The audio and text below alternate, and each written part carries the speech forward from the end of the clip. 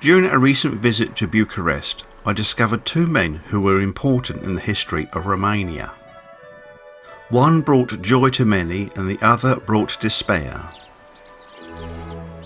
The first was the musician and composer George Enescu. The second was the communist dictator Nicolae Ceaușescu.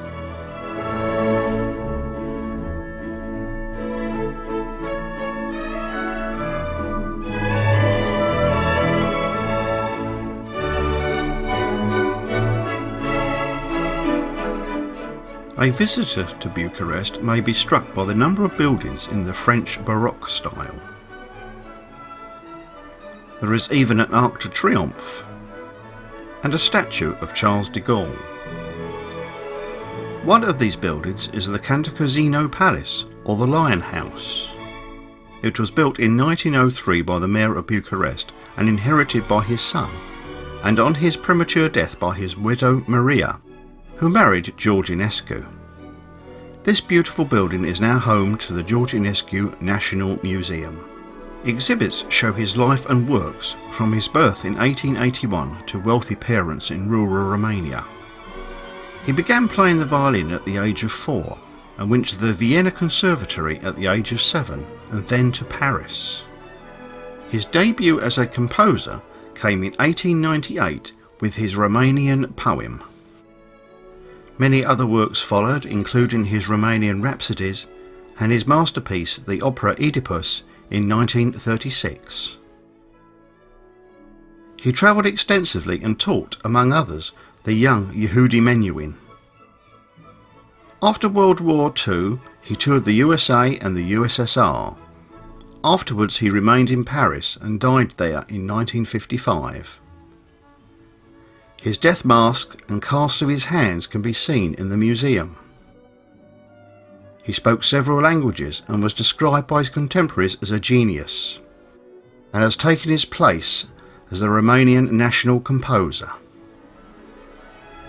Enescu and his wife actually lived in the smaller house at the rear of the Cantacuzino Palace. It is austerely decorated to reflect how Enescu lived and worked.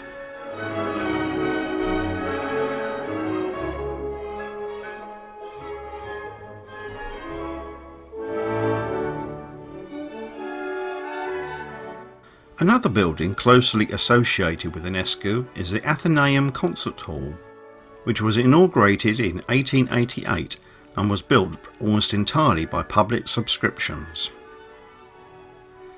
Enescu's statue takes pride of place outside, and it is home to the Romanian Philharmonic George Enescu. The Athenaeum is located on what is now Revolution Square, which is where Nicolae Ceaușescu met his downfall. Ceaușescu was General Secretary of the Communist Party and later President of Romania. As time went on, his rule became more and more authoritarian. Following the devastating earthquake of 1977, Ceaușescu ordered the levelling of about 1/6 of the city to make way for his civic centre. Centrepiece of this was his Palace of the People. Said to be the second largest administrative building in the world after the Pentagon. It has 1,100 rooms and now houses the Romanian Parliament and a museum, but is mostly empty. Unfortunately, it was not possible to visit the palace due to ongoing anti-corruption demonstrations in the city. One building that survived almost intact was the Antim Monastery, which was built in 1708 as a home for fallen women, and features splendid paintings of biblical scenes in the clock tower.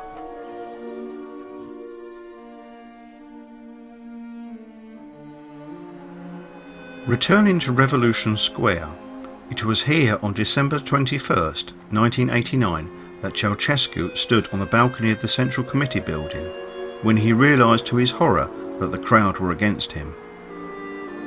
He took cover in the building and fled the next day by helicopter.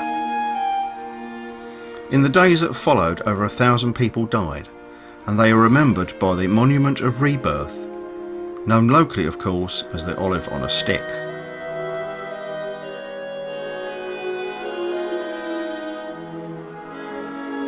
there are individual memorials to those who died, and bullet holes can still be seen in the walls of the buildings. The revolution spread to other areas of the city, including University Square, where there was savage fighting in front of the Intercontinental Hotel. Here the victims are remembered by stone crosses in the centre of the road.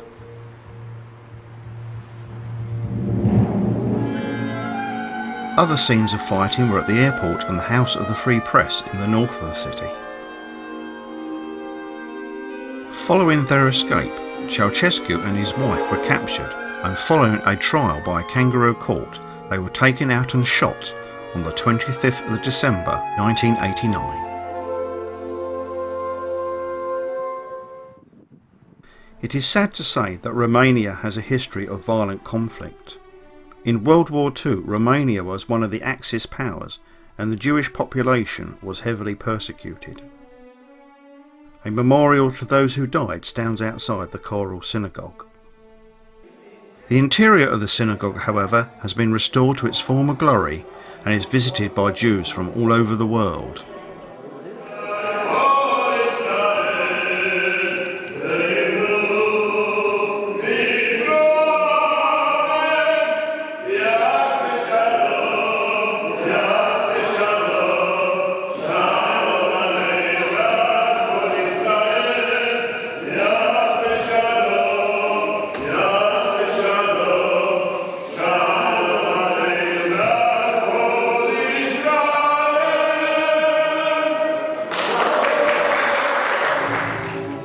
Another historical figure is known to us as Vlad the Impaler, and he had a palace in the old town of Bucharest. The old town has many fine buildings and churches, including the lovely Strapopolis church.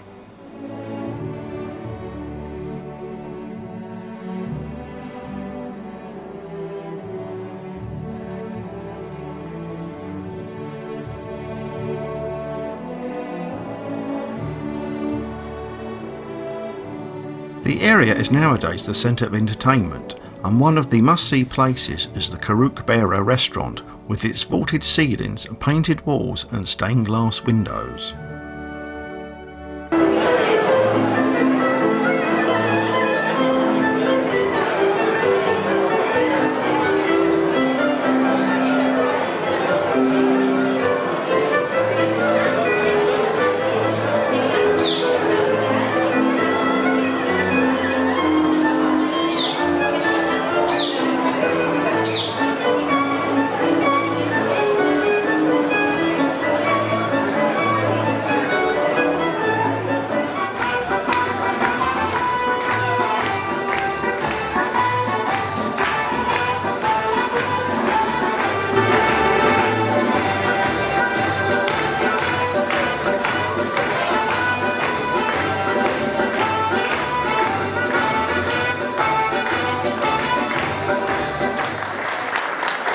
Good evening. My name is I'm the manager of Beauty tonight. My team and I would like to wish you to have a great evening. Thank you very much.